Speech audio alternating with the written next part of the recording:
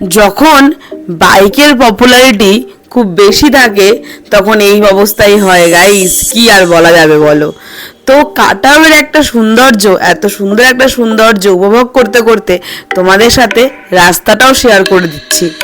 তো কাটাওয়ের রাস্তা নিয়ে কোনো কথা হবে না বস, একটা স্বর্গ যতটা সুন্দর হতে পারে তার থেকে হয়তো কিছুটা কম। লাচুং থেকে একটা সুন্দর সকাল উপভোগ করতে করতে বেরিয়ে পড়লাম কাটাওয়ের রাস্তার দিকে। তো কাটাওয়ের রাস্তা নিয়ে তো কোনো কথা হবে না, একটা সুন্দর রাস্তা, আর যাতায়াত করতেও বেসিক্যালি কোনো প্রবলেম হবে না, খুবই সুন্দর। জার্নিটাও খুব স্মুথলি হয়ে যাবে যারা বাইক নিয়ে যাবেন তাদের ক্ষেত্রে বেসিক্যালি।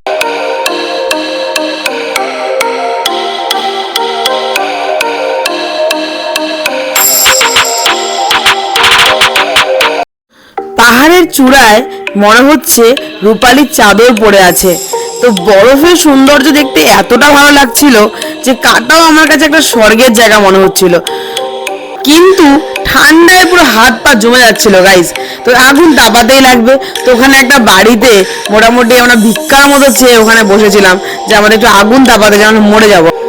তারপর আবারও বেরিয়ে পড়লাম কাটাওয়ের জন্য। তো এই যে গাইস মোটামুটি কাটাওয়ের কাছাকাছি পৌঁছে গেছিলাম। তো এই যে রাস্তাটা, উফ, রাস্তাটা পুরো হ্যাভেন লাগছিল। এই যে আমি এডিট করতে বসেছি, এডিট করতে বসে মনে হচ্ছিল আরেকবার চলে যাই, আরেকবার চলে যাই, মানে এরকম একটা ফিল আসছে। মানে সৌন্দর্যের কোনো জায়গা রাখেনি ভগবান, মনে হয় এটাকে একদম আলাদাভাবে তৈরি করেছে জায়গাটাকে, এরকম মনে হচ্ছিল। এরকম সুন্দর জায়গায় তাহলে যেতে চাও নাকি একবার?